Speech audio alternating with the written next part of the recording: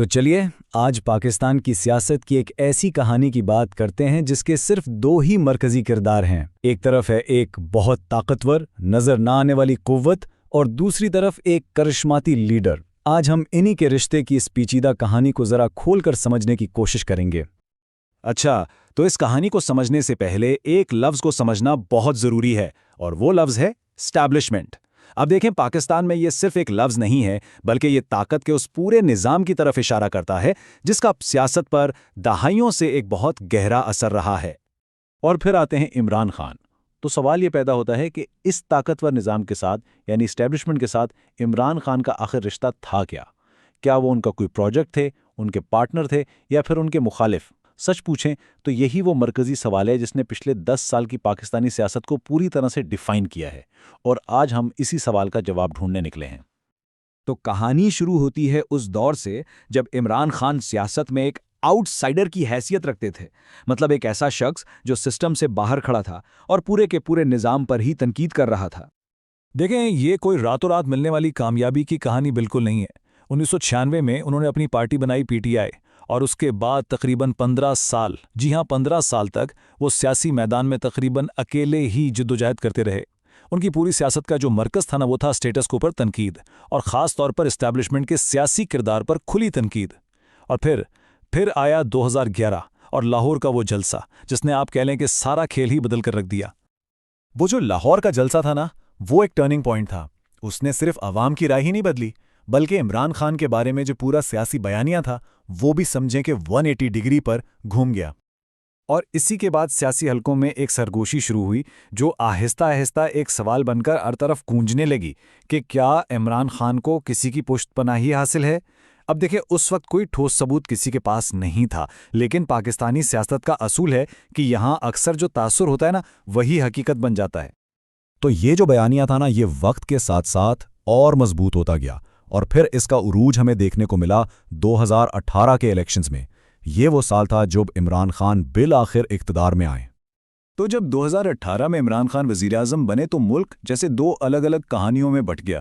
ایک طرف تھی اپوزیشن جس کا صاف صاف کہنا تھا کہ بھائی یہ الیکشن انجینئرڈ تھے، اسٹیبلشمنٹ کی مدد سے جتوائے گئے، اور دوسری طرف تھے عمران خان اور ان کے حامی جن کا موقف تھا کہ نہیں، یہ کرپشن کے خلاف عوام کا ایک حقیقی، ایک جینیوئن مینڈیٹ ہے۔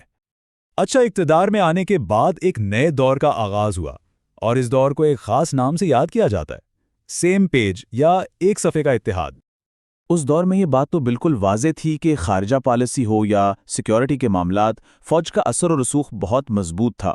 سب کے سامنے عوامی سطح پر تو یہی تاثر دیا جاتا تھا کہ سب ایک صفحے پر ہیں، لیکن پردے کے پیچھے سے خاص طور پر جو اہم تقرریاں ہوتی تھیں ان پر اختلافات کی خبریں بھی آتی رہتی تھیں۔ یہ جملہ ہم ایک صفحے پر ہیں، یہ تو جیسے عمران خان کے دور حکومت کی پہچان ہی بن گیا تھا، لیکن سیاست کا ایک اصول ہے، جب ایک صفحے پر ہونے کی بات بہت زیادہ بار بار دہرائی جائے تو اس کا مطلب اکثر یہی ہوتا ہے کہ کہیں نہ کہیں صفحات میں دراڑیں پڑ رہی ہیں۔ اور پھر آخر کار وہ لمحہ آ ہی گیا جب یہ اتحاد، یہ سیم پیج والی بات ٹوٹ گئی، اور جب یہ ٹوٹا تو بہت تیزی سے، بہت ڈرامیٹک انداز میں سب کچھ بکھر گیا۔ سوال یہ ہے کہ یہ سب کچھ ہوا کیسے؟ چلیں اسے مرحلہ وار دیکھتے ہیں۔ سب سے پہلا اور سب سے بڑا موڑ آیا DGISI کی تقرری پر۔ اس پر ایک شدید تنازع کھڑا ہو گیا۔ اب یہ کوئی معمولی عہدہ تو ہے نہیں، ملک کی سب سے طاقتور انٹیلیجنس ایجنسی کا سربراہ۔ اس پر اختلاف نے اعتماد کا ایک بہت بڑا بحران پیدا کر دیا۔ اس کے بعد کیا ہوا؟ دونوں طرف رابطے کمزور پڑ گئے، ایک خلا پیدا ہو گیا۔ پھر اسٹیبلشمنٹ نے خود کو نیوٹرل یعنی غیر جانبدار قرار دے دیا، اور بس آخر میں اپوزیشن کی تحریک عدم اعتماد کامیاب ہو گئی۔ یہاں پر ایک بات سمجھنا بہت ضروری ہے۔ پاکستان کی سیاست میں جب اسٹیبلشمنٹ یہ کہتی ہے کہ وہ نیوٹرل یا غیر جانبدار ہے تو یہ خود ایک بہت بڑا سیاسی ایکشن ہوتا ہے۔ اس کا مطلب سیدھا یہ لیا جاتا ہے کہ اب حمایت ختم ہو چکی ہے۔ تو عمران خان کے اقتدار سے ہٹنے کے بعد کہانی کا ایک نیا باب شروع ہوا، اور اس باب نے طاقت کی نوعیت پر ایک بالکل نئی بحث چھیڑ دی۔ اور یہ تبدیلی اتنی ڈرامے تھی کہ حیرت ہوتی ہے۔ اقتدار میں رہتے ہوئے جو عمران خان ہم ایک صفحے پر ہیں کا نعرہ لگاتے تھے، وہی عمران خان اقتدار سے باہر آتے ہی اسٹیبلشمنٹ کی سیاسی مداخلت پر سب سے اونچی آواز میں تنقید کرنے والے بن گئے۔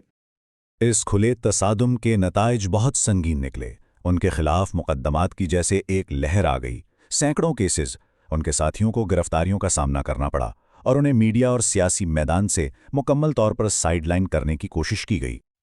لیکن اتنے شدید دباؤ کے باوجود ایک دلچسپ بات یہ ہے کہ عمران خان آج بھی پاکستانی سیاست کا ایک مرکزی کردار ہیں، خاص طور پر نوجوانوں میں ان کی مقبولیت برقرار ہے، اور حقیقت یہ ہے کہ ان کے بغیر ملک کا سیاسی منظرنامہ ادھورا لگتا ہے۔ تو آخر میں عمران خان اور اسٹیبلشمنٹ کی یہ جو پوری کہانی ہے، یہ صرف ایک لیڈر اور ایک ادارے کے رشتے کی کہانی نہیں ہے، نہیں، یہ پاکستان کے پورے پاور اسٹرکچر کی کہانی ہے، اور یہ ہمیں ایک بہت ہی بنیادی، ایک بہت ہی اہم سوال پر لا کر کھڑا کر دیتی ہے کہ پاکستان میں اصل طاقت کا سرچشمہ آخر ہے کیا؟ عوام کا ووٹ یا پھر کسی کی پشت پناہی؟ اور جب تک اس سوال کا کوئی واضح جواب نہیں مل جاتا، شاید عمران خان جیسے کردار صرف نام نہیں رہیں گے بلکہ مزاحمت کی ایک علامت بنے رہیں گے۔